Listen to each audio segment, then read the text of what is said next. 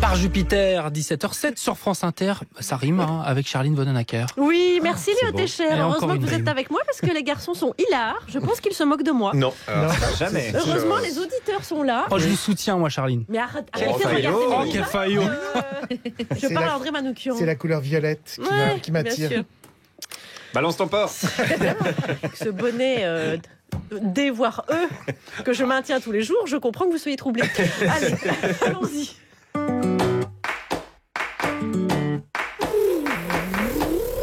Salut les amis. Salut Alex. Ah, aujourd'hui on reçoit un grand artiste. Ah oui, un artiste total. Il est fondateur du courant multiste. Ah oui, je connais. Bah, ils étaient assez nombreux d'ailleurs. Non, les mais multiples. pas multiple, Ah, multiste, voilà. parce Ah, qu'il d'accord. explore plusieurs domaines du Voilà. métier d'artiste, musique, poème, peinture. Ah bah comme moi en fait. Moi, Ouais, c'est pareil. ça. Alors bon, Bah, oui. toute son œuvre est un Ouais. voyage conceptuel autour de la question de l'existence. Comment se définir entre le conscient identifié Ouais. et l'émotionnel inconscient? Voilà. Waouh, Ouais. ouais, c'est Et ça ouais. pose évidemment la grande question du qu'en est-il du subconscient imaginaire? Ouais, bah oui, bah, j'allais poser la question. Voilà. Oui, oui. Non, mais effectivement. Guillaume, quand même, Quoi c'est l'un de nos plus grands musiciens français, Évidemment, quand il a même. fait donc, toute sa carrière austère. Ouais, d'accord, mais c'est qui en fait? Charles Élie Couture. Charles et Lee, ils sont deux en fait, ils viennent. Mais, Quoi mais non. mais c'est un groupe. Charles et les Coutures. Non. Parce que moi, par exemple, je vois dans les Disruptives, on est 4, mais il n'y a pas de leader. Non, C'est pas. super, merci Guillaume. Non, sinon, il a publié un recueil de voilà. poésie, La mécanique du ciel, publié au Castor Astral. Ah, mais justement, parce Ouais. qu'en ce qui concerne la poésie, moi j'adore ça. J'ai écrit un livre sur Rimbaud. Non mais Ouais. tu ramènes-toi toi. Oh, bah oui. Bon, alors, il expose aussi en ce moment des peintures assez. Ah, bah moi aussi. Oh moi non, aussi. ça mais- commence à me pomper hein. Mais- Tu vas arrêter, tu vas écouter Ouais. Charles-Élie Couture, ça c'est un artiste multiste. On en a Non. rien à foutre que Ouais. t'ailles faire des peintures toi aussi. Non, non, mais je peins pas. Ah. Mais non, c'est parce que j'ai une tante qui habite à 7.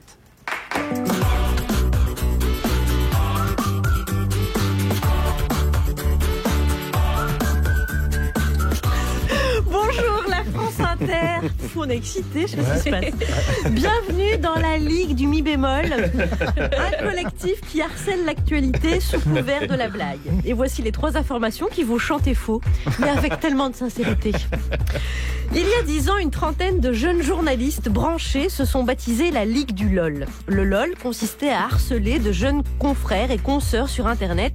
Leurs méfaits remontent aujourd'hui à la surface et des journaux font le ménage dans leur rédaction. Ça va? T'es droit dans tes bottes? Oui, t'as pas l'air d'être étouffé par la honte.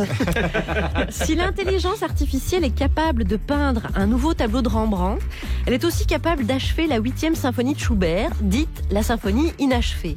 Et demain, l'intelligence artificielle sera capable peut-être de ressusciter Dali. Quand je crée, ce n'est pas moi qui vais vers la toile, c'est la toile qui vient vers moi. Oui, c'est cela. Le clip couronné d'une victoire de la musique en France, c'est celui d'Angèle qui déambule en combinaison de ski sur une plage. Aux États-Unis, les clips sélectionnés aux Grammy Awards sont de virulents pamphlets contre le sexisme et le racisme. Ça ne vous dérange pas qu'il soit noir? Lui, il est resté bloqué à Michel Thor. Il faut donc lui parler de Scopiton, l'ancêtre du clip. C'est son côté vintage. Bonjour Alex Il Vizorek. y en a des très bons, hein, mais je vais vous parler de ça une autre fois. Je vais plutôt vous parler de la belle équipe que j'ai concoctée autour de la table à 17h20. Celui qu'on pourrait appeler les Ragnout de l'équipe, puisqu'il vient nous voir une fois par mois. C'est André Manoukian, bonjour. Quelle classe, Alex. Et qui donne Bonjour. mal à la tête, c'est vrai. Il y a plein de points communs. De quoi on va parler? Écoutez, je vais essayer à ma manière de faire le portrait de notre invité. Mais Très bien. stress là. Hein. Ouais, j'imagine. Concentrez-vous. 17h30, certains disent qu'il écoute les Français alors que c'est faux. Il entend les Français et c'est déjà une performance. C'est Guillaume Meurice. C'est vrai, bonjour à tous. Et ben moi je suis allé à la remise des lauriers d'or de l'audiovisuel hier soir. Ouais. Et j'ai notamment croisé Daniel Gilbert. J'en ai ras-le-bol de regarder les infos parce que je vois tout en jaune. Attention, on va pas faire une Berléand quand même. Parce que... Et enfin, 17h40, si Chimène Badi vient du sud, elle vient du nord, mais sinon elles n'ont que des points communs. C'est Constance, bonjour. Bonjour. on va parler? Alors moi je vais faire une chronique contre laquelle vous ne pourrez pas porter plainte parce qu'elle ne va pas vous toucher, Alex. Très bien. Je suis curieux. Et voici celui qui va transformer notre open space en atelier d'artistes. Vous êtes, je vous laisse nous le dire, vous êtes... Charles-Élie Couture, bonjour. Ah mais oui, c'est lui. Voilà, ça claque. hein. France Inter, Charline Vanhoenacker, Alex Vizorek, Par Jupiter. Ah, cette voix, c'est bien celle de Charles-Élie Couture. Bienvenue. 3-4, c'est parti. Chacun son Trois, tour. quatre, on y va. Charles-Élie Couture, vous avez beaucoup d'actualités parce que, on l'a dit, vous êtes un artiste multiforme. Il y a notamment une exposition de peinture, passage, au musée Paul Valéry à Sète, qui se tiendra à partir du 16 février jusqu'au 28 avril. Il y a un recueil de poèmes intitulé La mécanique au ciel, Du ciel. parution aux éditions Castor Astral, qui sort jeudi. où vous livrez les poèmes que vous ne chantez pas. Oui, des écrits poétiques, parmi lesquels des poèmes en prose, d'autres en vers, enfin, voilà. Des choses qui n'ont pas nécessité d'être mises en musique, voilà. Et ceux qui sont mis en musique, c'est dans votre dernier album en date qui s'appelle Même pas sommeil et qui vient de sortir. Charlélie Couture, c'est votre 23e album. Ah, quand c'est celui de l'invité, c'est moins grave. Mais allez-y, répondez. C'est quoi votre sonnerie, Charlélie? Le cœur, touche pas. C'est qui? 3, 4, 3, 4. Alors qu'est-ce que vous avez comme sonnerie alors? Comme ça on peut savoir. Ah là, on a fait du ding-ding, là. Ah, bon, c'est du ding-ding alors. C'est du mi-bémol. 3, 4. L'album est meilleur que la sonnerie. De toute façon, c'est enregistré, on va recommencer à 17h13. C'est donc votre 23e album, Charlélie Couture, avec 1500 concerts, 17 bandes originales de films, dont celle de Chao Pantin, bien sûr. Vous avez sans cesse des choses à raconter en chanson, parce que quand on fait un 23e album, c'est qu'on a encore beaucoup de choses à raconter, beaucoup d'inspiration. Ouais. Vous êtes un peu une éponge qui absorbe la société, et comme la société change sans arrêt, vous avez encore des choses à raconter ? Oui, enfin, je me pose pas vraiment la question.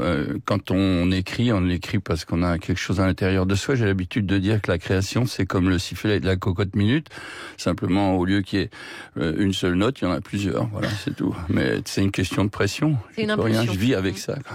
Moi, j'écris que quand je suis largué, Charlélie, vous avez pas été largué 23 fois, rassurez-moi.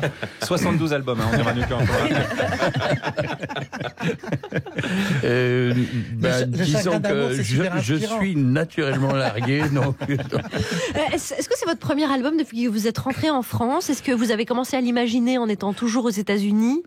Oui, enfin, disons qu'un disque, je mets 2 ans à peu près et demi à le concevoir, et du coup, il apparaît quand je suis revenu, mais c'est vrai qu'au départ, j'étais encore à New York quand j'ai commencé à écrire les chansons sur cet album. Qui explique qu'il y a des chansons en français, des chansons en anglais? Pas seulement, c'est quelque chose que je fais depuis des années, mais dans l'idée que les gens aiment bien comprendre ce dont il s'agit, et puis les sujets que j'aborde méritent d'être au moins entendus. Quand on chante exclusivement en anglais, les gens entendent seulement les onomatopées de ce que tu dis. Alors, vous estimez quand même un peu. Non, mais il y a une chanson par exemple là, sur le disque qui s'appelle The Hardest. Jamais personne me parle du contenu de cette chanson parce qu'il est en anglais. Ici, quand je joue à New York dans les clubs ou tout ça, je chante effectivement plus de chansons en anglais, tout simplement parce que pour être compris, quoi. Par rapport à cette chanson The Hardest, quel est le contenu de cette chanson? Si tu veux, je l'ai bien calé, je crois. Pas mal. Très simple. Ça dit le plus dur, c'est pas quand tu te réveilles dans un hôtel brumeux avec la tête en vrac le matin, une fille en travers du lit, le combi qui déconne, pas de branchement téléphone, que tu te fais avoir par les gars dans les boîtes de nuit et les engueulades à l'intérieur du groupe. Le plus dur, c'est pas quand t'es malade et que tu tiens plus debout et que quand tu rentres chez toi, il y a plus personne. Non, le plus dur, c'est quand ça s'arrête. Ah, c'est beau. Et pour vous, ça ne s'arrête pas, c'est le titre, Même pas sommeil, c'est-à-dire que vous êtes toujours là, vaillant avec l'envie et la créativité. Ouais, quand on voudrait que j'aille me coucher, en fait, je me réveille. C'est aussi très américain dans la sonorité. Est-ce que, alors moi qui suis béotienne en matière de musique, la présence du banjo, par exemple, oui, c'est une sonorité que vous aimez, enregistré sur le précédent album à Lafayette, enfin Maurice, près de Lafayette, et du coup je suis revenu avec l'envie d'intégrer ces sonorités comme le violon et notamment le banjo, la mandoline, enfin tous ces instruments plutôt folk dans une musique au départ est plus blues rock, on va dire. Il y a quelque chose de terriblement cageant dans votre voix, mais en fait j'ai un peu réfléchi depuis, c'est au début vous avez une voix unique, inimitable, et au début on se disait est-ce qu'il n'aurait pas un accent, mais en fait cette manière de chanter nasale, c'est la vraie technique du chant, c'est-à-dire c'est la vraie manière de faire résonner les résonateurs du nez, de la gorge, alors que le français est un petit peu contraignant. On parle juste avec 3 muscles autour de la bouche. C'était une histoire de son, cette affaire-là, chez vous. Disons que le fait de de me mettre dans la voix une espèce de timbre qui est un peu sec comme ça permet de faire que quand on chante avec des instruments, avec des grosses graves, le pied de grosse caisse par exemple, boum, boum, boum, quand on a à dire des diphtongues à la française qui sont muettes, comme on, etc., si tu le dis d'une voix douce, c'est comme ça, avec une pied de grosse caisse, on comprend rien du tout. Alors que si d'un seul coup tu te mets à durcir le timbre et que d'un seul coup ça se met à passer, c'est plus facile à faire comprendre. Le son de son par Charlie. C'est comme ça qu'André Manoukian fait d'ailleurs toute cette chronique. Mais contrairement à ce que je ne parle pas du nez, c'est pas vrai. Je ne parle pas du nez. Parlez d'André Manoukian, rassurez-vous, Charlie Couture, je me permettrai pas. Je parle de la gorge sèche. Donc votre dernier album s'intitule Même pas sommeil, il est disponible et André Manoukian va nous en parler tout à l'heure bien sûr. En attendant, Charlie Couture, Djoubaka, notre programmateur musical, a choisi Durand Jones, Morning in America. Je pense que c'est pour vous. Let's go. Oh, yeah. Play it, please. It's still in San Diego. You can hear a baby cry as the trains in New York City roll thunder down the line. The teachers rise in Richmond as they sleep in San Antonio, while the harbor lights on Baltimore got nurses headed home, and the jails of Maricopa say you made it, but here's wrong. It's morning in America, but I can't see the dawn.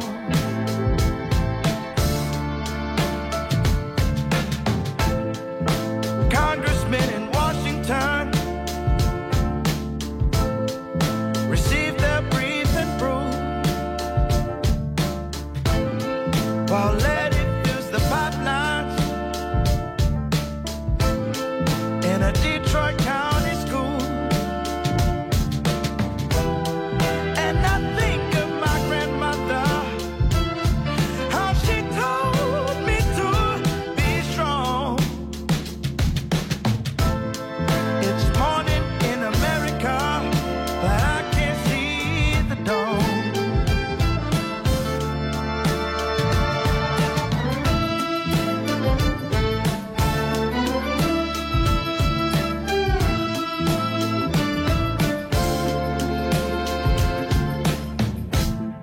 A junkie waits in Jacksonville, prescription for the pain. That's what the doctor ordered. Come screaming through the pain. And in towns across the country, it's color that divides. When in working men and ladies, we could find our common side. Vous écoutez France Inter, Charlie Couture en notre compagnie. Il est 17h21 à Bagnols. C'est en Normandie et vous y jouez le 23 mars, Charlie Couture, au Festival de la J'y vais en chanson. voiture, bien sûr. Bagnols de l'Orne, bien sûr. Vous jouez à Grande-Sainte aussi le 29 mars. Le 4 avril, vous serez à Moissac. Le lendemain, à Le Haillan, c'est dans le 33. Et le 6 avril, vous serez à Marciac, où vous jouez à l'Astrada avec votre dernier album. On se chauffe avant le spectacle qu'on va faire à Paris le 12 avril au Trianon. Ah, Voilà. très belle salle. Charlie Couture et donc son album Même pas sommeil, il est avec nous. Pour l'entourer, Alex. Eh bien, André Manoukian qui parlera de ce disque. Nous avons Constance aussi qui va faire une chronique qui ne m'intéressera pas. Mais... Elle ne touchera pas. Ne touchera pas, oui, c'est ça la précision. Mais il y avait du suspense, on ne sait pas.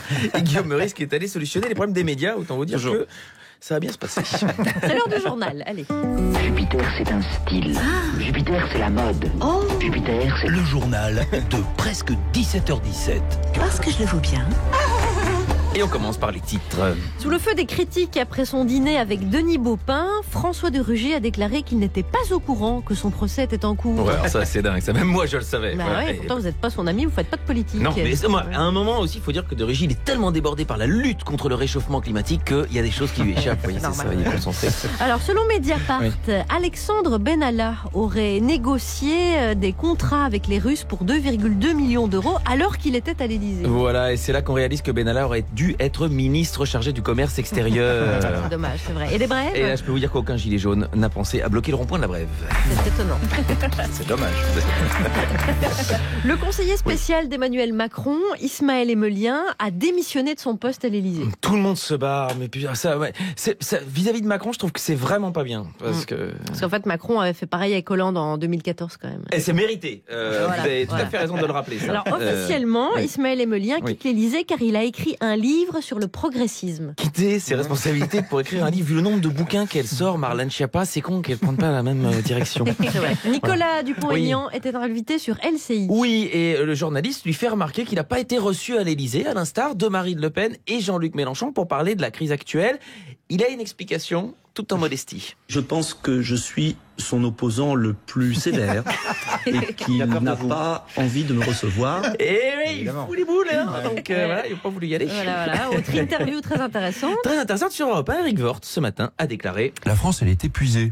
Elle est épuisée politiquement et elle est épuisée budgétairement. Alors qu'elle n'a pas commencé à faire le moindre effort de réforme. Mais qui sait qu'il en a fait beaucoup de la politique et qu'il a été ministre du budget entre 2007 et 2010 Je vois pas. C'est Eric Woerth lui-même, oui. France, la socialiste Nathalie Appéré, la maire de Rennes, a été sacrée deuxième meilleure maire du monde. Ouais, c'est très classe, mais grosse déception du côté de Jean-Claude Godin à Marseille qui trouvait qu'il avait fait une belle saison pourtant. Sport à présent, le breakdance pourrait devenir une discipline olympique aux JO de 2024. Et oui, et pour la tectonique, je suppose qu'on réserve ça pour les JO paralympiques de Paris. Ils seront prêts aussi. Bravo, je vois que la Ligue du LOL est toujours pas Pardon. Sport toujours. Pour l'instant, je suis pas sorti encore. Gordon Banks, le légendaire gardien de but anglais, est décédé. Et oui, l'un des plus grands gardiens de but, et on doit appeler cette phrase mythique: j'ai marqué un but, mais Gordon Banks l'a arrêté.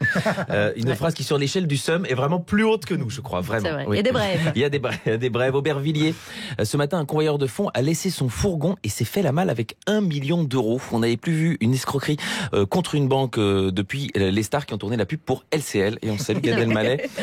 Et François Berléand. La dernière, un rapport parlementaire propose d'abaisser l'âge de la conduite à 17 ans. Bonne nouvelle pour Jean-Luc Lahaye qui en a marre d'être seul à conduire quand il descend dans le sud avec sa copine.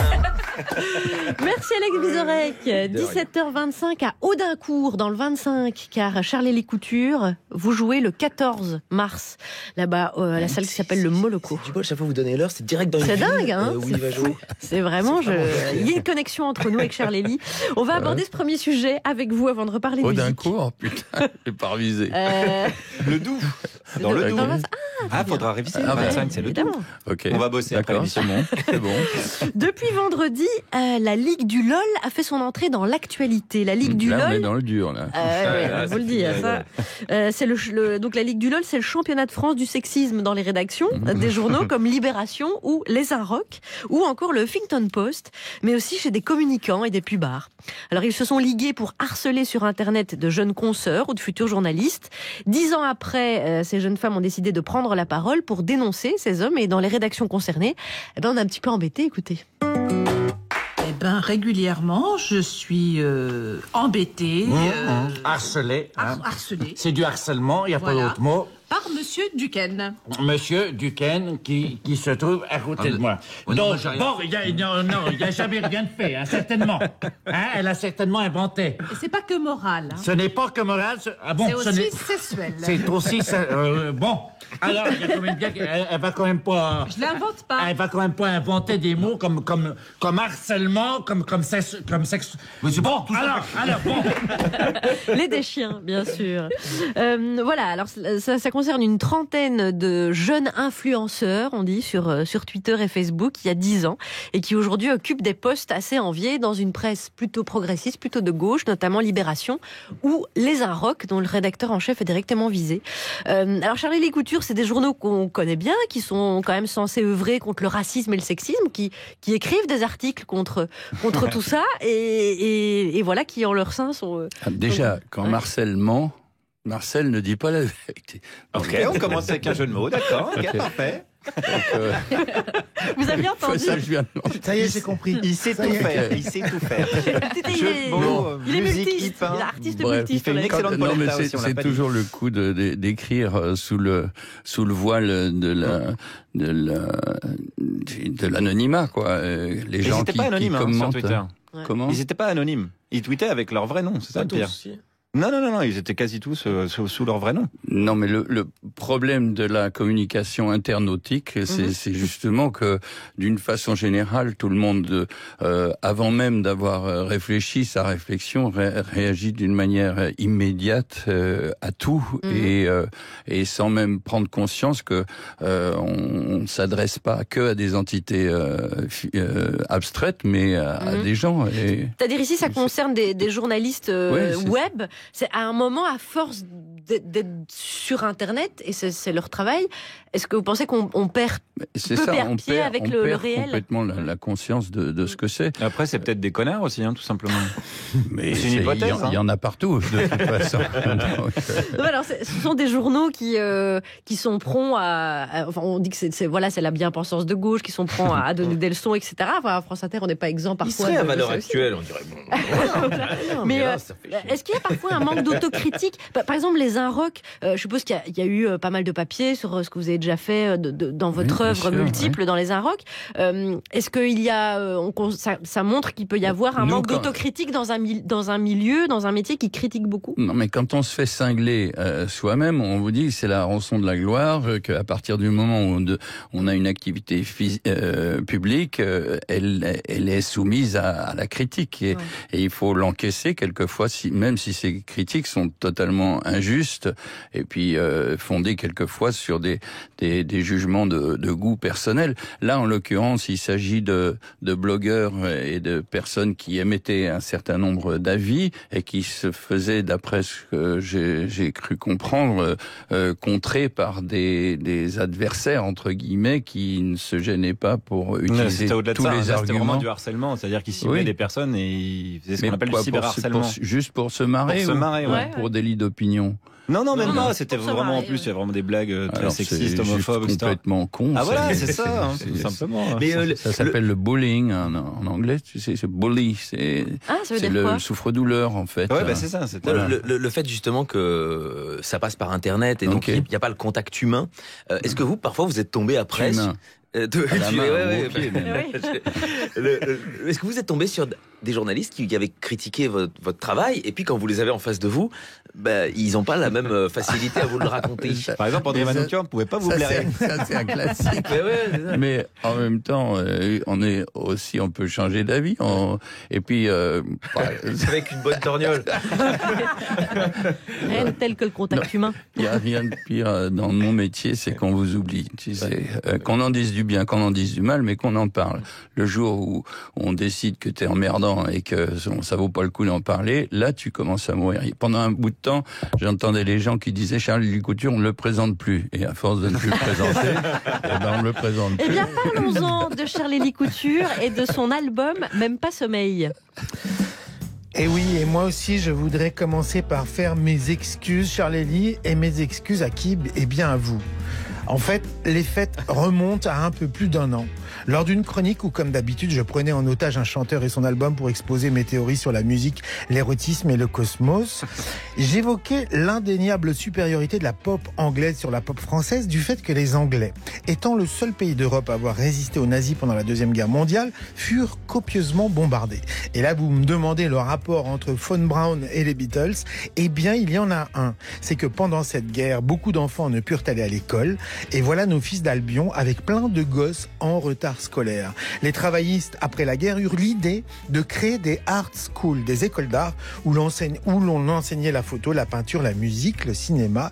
Écoles présentes dans chaque ville de plus de 5000 habitants pour les décrocheurs donc.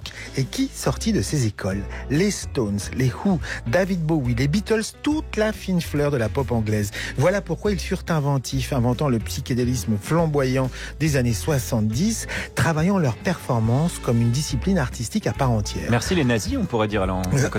Guillaume Meurice. Alors que chez nous, la musique c'était au conservatoire et la peinture aux Beaux-Arts. Deux académismes un peu sélectifs, réservé aux gosses studieux ayant les capacités de passer des heures à faire des gammes ou des croquis. Et là, je citais nos deux seuls chanteurs français, pensais-je, ayant des notions d'art majeur de peinture, à savoir Serge Gainsbourg et Julien Doré, ce qui expliquait leur esthétique de dandy et leur consistance musicale soutenue par un autre art. Et là, je reçois un message de Charles Elie. Il n'y a pas que Gainsbourg et Julien Doré qui ont fait les Beaux-Arts. Moi aussi, signé Charles Elie. Fuck, me disais-je. Fuck, mais bon sang, mais c'est bien sûr. En plus de ça, Charles Elie revendique plus que tout autre cette identité polymorphe. Il invente même le terme d'artiste multiste, comme Corto Maltese redessina sa ligne de vie avec un couteau. Charles Elie Couture redessina les contours de son horizon. Ce sera l'art total. Interconnecter l'écriture, l'image et la musique. Sa thèse de fin d'études s'intitule « La polymorphie de l'esprit ». Tellement beau et inspirant que ça pourrait être une solution politique. On est plusieurs à l'intérieur de chacun d'entre nous. Moi, perso, c'est tout un big band qui m'habite. C'est fractal, fragile, intuitif, accordé au chaos. Mais quelle vision poétique de l'art du monde, de l'état du monde. Charles Elie a senti cette urgence dès l'âge de 12 ans en visitant une expo chez les dadaïstes. C'est ça que je veux faire quand je serai grand, dit-il. Moi, à 12 ans, je disais quand je serai grand, je serai pianiste de jazz, comme ça je jouerai dans un bordel. Bref, je n'avais pas idée, pas plus que Charles Elie, j'imagine que j'étais en accord avec la beauté du bordel des penseurs polymorphes. Mais c'est pas facile tous les jours d'être polymorphe. En 2003, arrivé en finale d'un concours d'artistes plasticiens pour l'aménagement de la Drac d'Amiens, dès que son nom fut révélé, il fut éliminé sans même qu'on examine son projet alors qu'il était en finale. Il s'exile à New York pour exprimer son art sans être pollué par sa notoriété, sauf qu'en 2016, un autre multi arrivant au pouvoir aux États-Unis, mais cette fois-ci un multi-récidiviste, Charles Elie préfère rentrer chez nous. Dans Même pas sommeil, son dernier album, il explore son passé, son futur, son présent. Il se révèle en demi-teinte. C'est un artiste, il a sa pudeur. J'ai hésité parmi les 13 pépites entre Ode à l'Est, parce que la légende veut que Beethoven ait eu un tapis avec une boussole qui indiquait l'Est, et parce qu'en ces temps obscurs, c'est toujours de l'Orient qui vient la lumière. Mais finalement, j'ai choisi le Lamentin parce qu'on a l'impression d'être dans un bordel de la Nouvelle-Orléans avec un piano bien déglingo façon Thelonious Monk.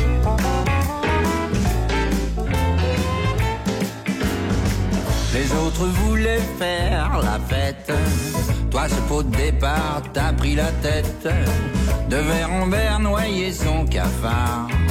C'était une mauvaise idée, l'open bar. T'en avais marre de te faire brasser. Toi qui faisais partie des seniors. Avant qu'on te jette par-dessus bord, t'as choisi de t'en aller. Les vagues se confondent avec le sable, petite brise légère. Pourtant quelque chose d'improbable électrise l'atmosphère.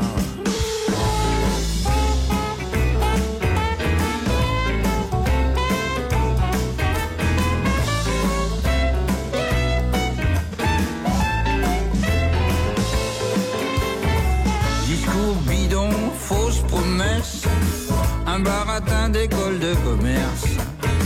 Tu voyais venir la direction et sa nouvelle méthode de navigation. Au loin là-bas, sous l'horizon, couché le soleil pompéien. Le regard dans le vague sur le pont, tu tirais sur un joint.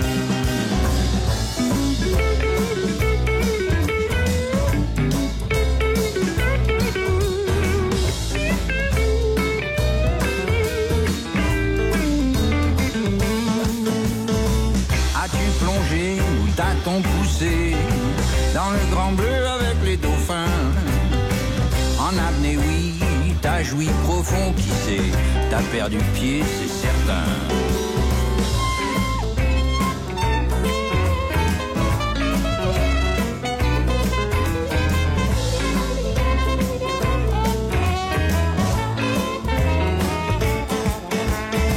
Bien sûr que tout a une fin. T'as peut-être été un peu trop loin. Un lamentin, un mammifère marin s'est échoué dans l'écume ce matin.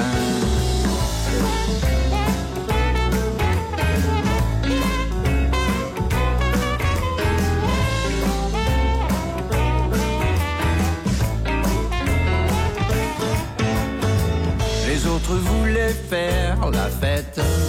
Toi, c'est pour le départ, t'as pris la tête. Mais plutôt que de te faire trimballer, t'as choisi de t'en aller.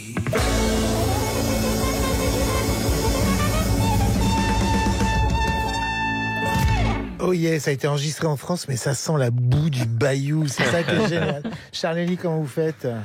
Je m'amuse aussi, c'est-à-dire j'accepte l'idée que je ne sais pas quand ça commence, comment ça va finir. Et il y a ce piano aussi un peu monkien avec les dissonances. Vous les aimez bien celle-là. C'est vous qui le tenez le piano. Ah oui, ça j'aime bien. Un piano monkien. Ouais, Thelonious Monk, c'est un style. On a écouté Le Lamentin, c'est un extrait du dernier album de Charlélie Couture qui s'intitule Même pas sommeil. Sachez aussi qu'il y a un recueil de poèmes en prose et en vers, La mécanique du ciel, aux éditions du Castor Astral, qui sort jeudi.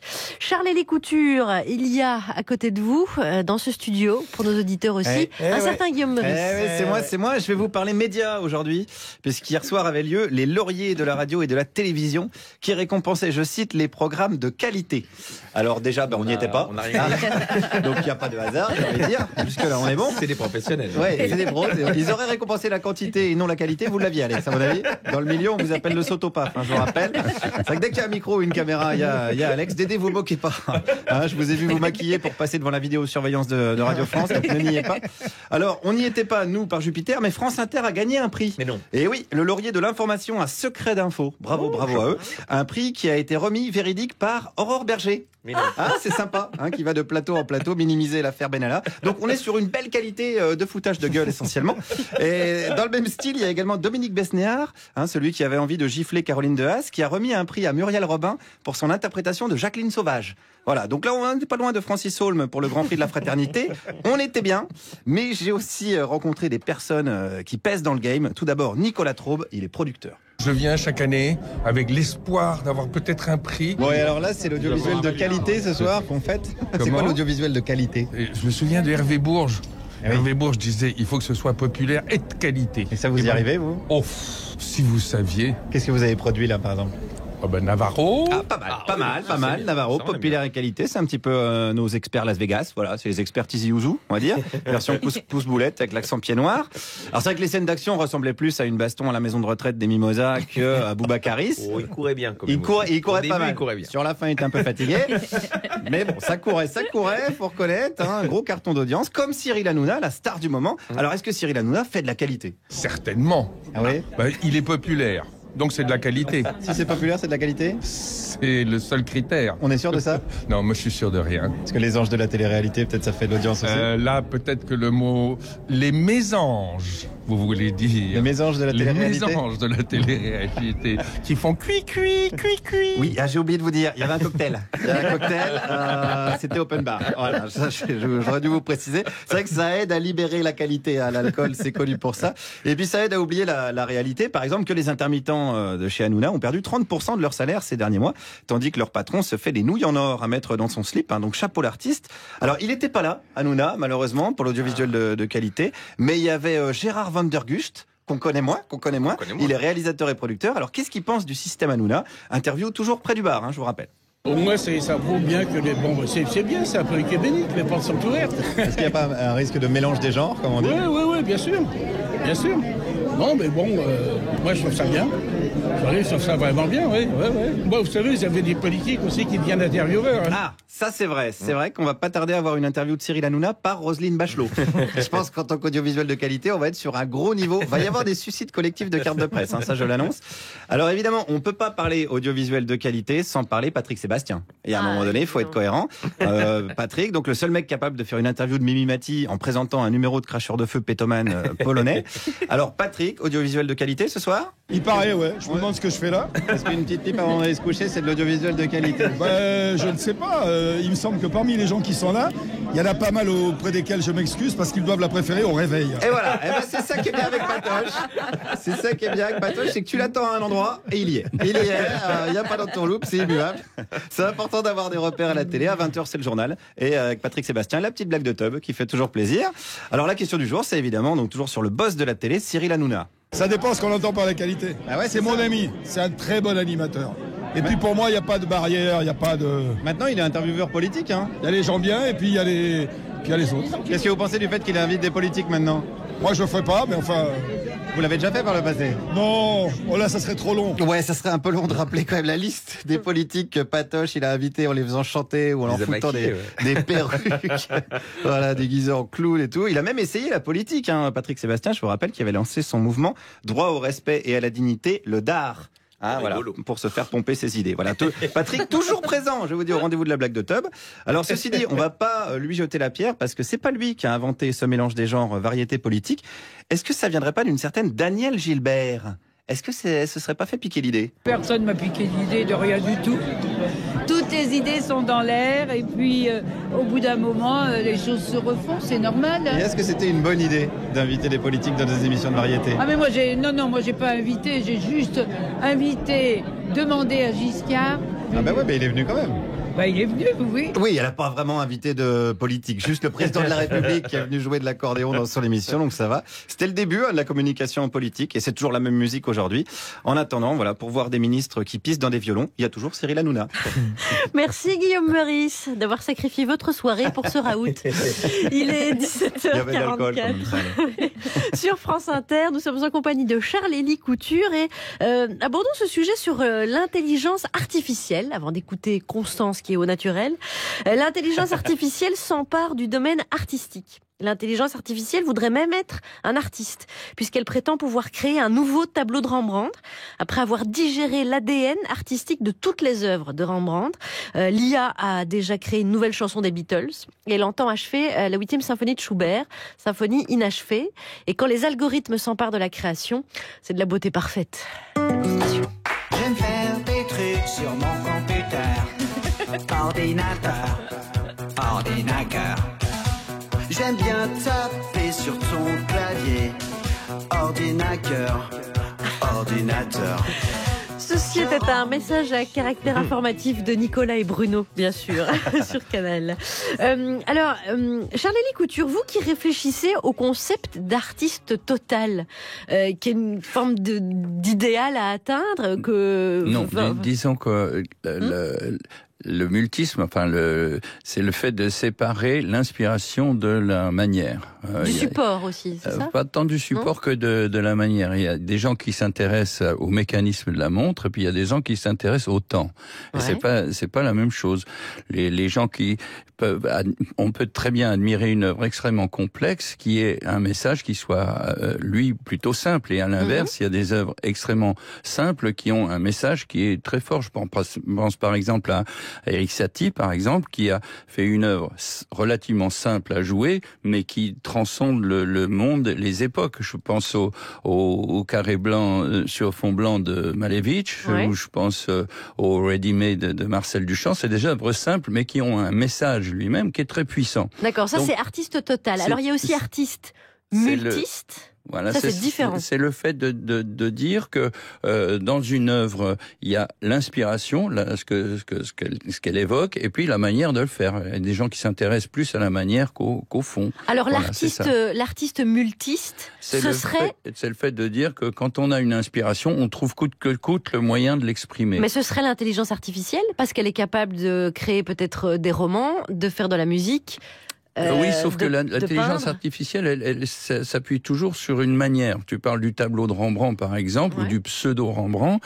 C'est un tableau qui est assez fade en tant que tel. Il est peut-être, il accumule tous les savoir-faire d'un Rembrandt de différentes périodes, et au milieu de tout ça, il va faire une sorte d'amalgame qui est effectivement grosso modo la synthèse de tout, mais qui n'est pas une œuvre particulièrement intéressante en tant que telle. Et qui fait fi de l'émotion. Absolument, parce qu'il n'y en a pas. Ça m'intéressait de savoir quand vous avez une envie, par exemple, il y a une des chansons où vous parlez de votre descendance, de l'angoisse de l'environnement. Oui. Vous avez ça en vous voulez l'exprimer. Qu'est-ce qui fait que vous choisissez plutôt une chanson qu'un poème, qu'un tableau? Tu viens de le dire, c'est l'envie, en fait. Mais comment elle une vient œuvre d'art. Vous le sentez? Vous dites cette thématique-là, c'est de la musique. L'inspiration, c'est le frémissement d'une feuille. C'est rien du tout. C'est pas un truc, quelqu'un qui vient te hurler dans la tête quelque chose. C'est le fait de t'inciter à faire. Il y a une seule chose qu'on peut pas retirer à l'artiste, c'est l'envie d'agir. Après, la valorisation de ce qu'on fait, ça dépend pas de nous. Que le disque marche et qu'il soit entendu par des milliers de gens ou qu'il reste dans le bac des secrets, ça change rien de l'envie que moi j'ai mis dedans. C'est pareil pour la valorisation d'un tableau. Qu'il soit estimé à telle ou à telle valeur, ça n'a aucun rapport. C'est la valeur qui me posait question. Ce que je veux te dire, c'est que ça n'a aucun rapport avec le fait de vouloir le faire. La seule chose qu'on peut pas m'enlever, c'est le plaisir que j'ai quand j'agis. Le fait d'être un artiste, c'est le fait d'agir avant de réfléchir. C'est une fois que j'ai fini ce que j'ai fait que je sais qui je suis. Mais donc pour moi, le côté inspiration de la thématique et le moyen vous vient ensemble. Vous vous dites, il faut une chanson sur l'environnement. C'est-à-dire que s'il veut peindre et qu'il a une guitare, c'est déjà plus dur. C'est en le faisant, que la chose va arriver. C'est comme un équilibriste qui est juste mu par l'envie de traverser une vallée sur un fil, mais au moment où il se lance, il sait pas s'il va y avoir des bourrasques de vent ou ci ou ça. C'est un peu ça. Il y a 2 ans et demi, quand j'ai commencé à travailler sur ce disque-là, je savais pas du tout que ça allait donner ce que ça donne.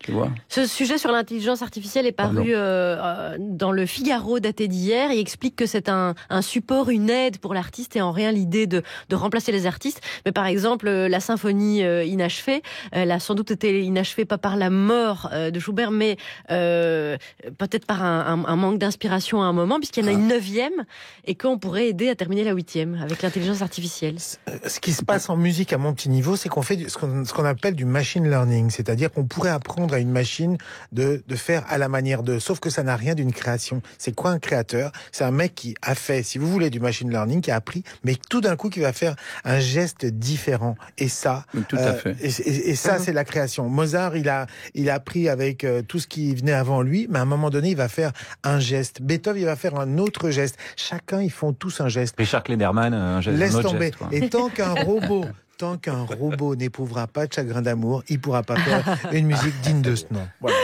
Il faut toujours juste différencier l'outil de celui qui le manie. Voilà, j'avais un de mes profs au Beaux-Arts qui disait « N'oublie jamais que le crayon que tu as dans la main, c'est le même que celui de Léonard de Vinci. » Sous-entendu, c'est l'usage que tu en fais. Charles-Élie Couture avec nous, l'artiste multiste donc. Et à côté de vous, dans son domaine, c'est Constance qui excelle. Aujourd'hui, c'est la journée mondiale de Darwin. Pour une grande partie des gens, Darwin, c'est le monsieur de la théorie de l'évolution. Pour une autre partie des gens, c'est personne. Parce qu'ils préfèrent se gratter les couilles en regardant la télé, en se disant que se cultiver, c'est un truc de maraîcher.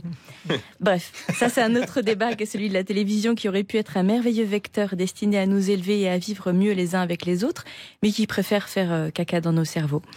Non, aujourd'hui je vous parle de Darwin. Mais pour moi, Darwin, c'était un super petit poney que j'aimais beaucoup monter quand j'étais enfant. Et j'ai des merveilleux souvenirs de mon petit cul posé sur son petit dos de poney rigolo. Ensemble, nous étions libres, espièglement libres. Et si je vous décris ce joli souvenir d'enfance, ça n'est pas pour faire fantasmer les pédophiles. Non, c'est plutôt pour vous parler de mon immense amour pour les animaux. Et cette phrase n'est pas non plus énoncée pour faire fantasmer les zoophiles. J'aimerais dédier cette chronique à Daya, une petite chienne merveilleuse de la famille qui est morte ce week-end. Et plus largement, je dédie cette chronique à tous les animaux qui font et qui feront toujours partie de nos vies. Merci pour tout.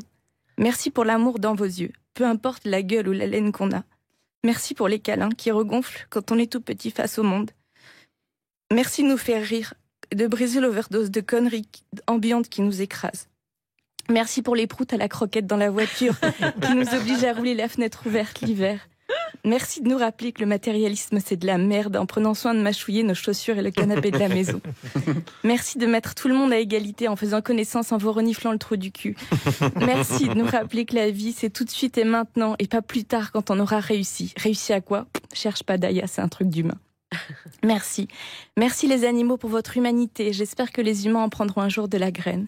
Et pardon. Pardon pour les manteaux ridicules qu'on vous oblige à porter avec juste le petit trou des fesses qui vous fait ressembler à des fétichistes sadomaso.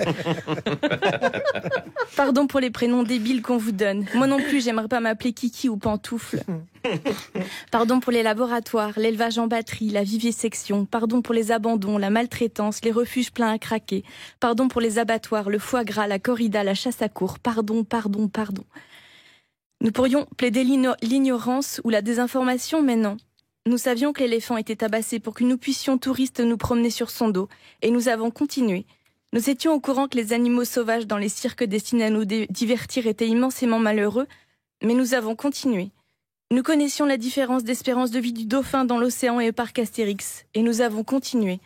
Nous étions informés de la torture infligée aux coyotes dépecés pour décorer, je dis bien décorer, oui, non pas tenir chaud, décorer les capuches de nos doudounes, et nous avons continué.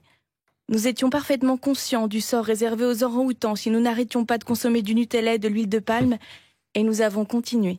Alors tu vois, jolie Daya, merveilleuse petite reine, je te souhaite de tout mon cœur qu'au paradis des animaux, il n'y ait pas d'humains, parce qu'ils sont vraiment trop bêtes. Merci Constance. Moi j'ai été touché. Bah oui. Bah oui. Constance avait annoncé une chronique où vous ne seriez pas touché, Alex. Alex. Parce que de temps en temps, j'aime bien le saucisson et les andouillettes. Mais voilà, c'est pas touché comme moment de devenir végétarien. Merci Constance et bravo. Vous avez réussi à aller jusqu'au bout de votre chronique qui vous tenait tellement à cœur et qui nous fait tellement de bien. Vous voyez, ça c'est l'intelligence artificielle peut pas faire ça. Non, cette jamais. Émotion. Non, mais c'est des fausses larmes, c'est pour remplir mon théâtre. Justement, vous jouez aux deux ânes. Oui, jusqu'à fin avril, venez. Ils sont toujours vivants, les deux.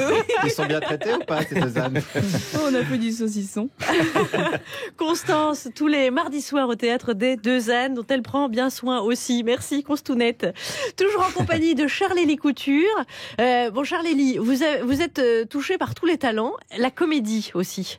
Est-ce qu'on peut vous proposer de jouer avec nous dans un sketch? Ouais. On propose à l'invité tous les jours un sketch, un rôle qu'il découvre. On a appris ce matin dans une indiscrétion du Figaro que Jean-Marc Dumontet, spécialiste des humoristes sur Paris, producteur de Nicolas Canteloup entre autres, devait trouver le remplaçant de Sylvain Faure à l'Élysée, qui était le responsable de la com. Donc il fait le casting. Carrément. Donc on s'est dit, il a sans doute été voir parmi ses amis humoristes s'il n'allait pas trouver quelqu'un de dispo. Vous êtes Jean-Marc Dumontet et nous, on va se relayer dans ce casting. Alors c'est bon, vous m'embauchez là? Ça dépend. Quelle est votre principale qualité, monsieur Galel-Manet? J'aime ma banque. C'est bien ça va plaire au président. J'ai aussi plein d'idées. Des idées à vous? Non, c'est pas vraiment, moi je les ai piquées à une vieille humoriste anglaise en fait. Vous trouvez que Margaret Thatcher était marrante? Non, en tout cas elle est morte. Pas bête. Des idées de Thatcher, ça va lui plaire aussi à Emmanuel Macron. Là, je suis aussi en train de traduire un certain Reagan et un certain Pot, mais bon, le Cambodgien, c'est chaud quand même. On vous rappellera. Candidat suivant. On ne nous dit pas tout. Veuillez développer, Madame Romanoff. Alors, comme le dit ma belle-sœur, il est plutôt bonhomme, notre président. Pas mal. Quoi d'autre pour me convaincre? Je suis assez pointu sur les retraités. C'est bien ça. Disons que je connais personnellement Michel Drucker. C'est un plus. Voilà, je suis pointu pour travailler dans des équipes à la déroute. Ça, c'est parfait pour nous. Voilà, je bosse sur Europe 1. Comment va Patrick Cohen? On ne nous dit pas tout. Et c'est sans doute comme ça. Candidat suivant. J'ai changé. Ma petite Carletta, quelle indignité. J'aime bien. Vous essayez d'imiter Emmanuel Macron, monsieur Canteloup? Pas du tout, j'ai imité Sarkozy. Autant pour moi. Il se ressemble tellement. Alors c'est ok, je suis engagé. Je peux en imiter d'autres, j'en ai plein. Regardez, je peux faire excusez ma tenue, je sors de la douche, Strauss-Kahn, crac, où sont les gonzesses, Chirac. Allez, je dois avoir d'autres postules. Je peux aussi faire Popek, Doc Gynéco, Yvette Horner. Et Marlène Schiappa? Non, ça on caricature pas Marlène Schiappa. C'est bien, vous êtes féministe. Ah non, caricature pas Marlène Schiappa parce qu'elle le fait très bien elle-même. Écoutez, il me reste encore un humoriste à voir et puis je me décide. Un gilet jaune, les Chevaliers du Fiel, c'est ça? Non, Alexandre Benalla. Alors là, comme humoriste, on peut pas rivaliser. Jean-Marc Dumontet, donc, qui fait le casting pour trouver le nouveau.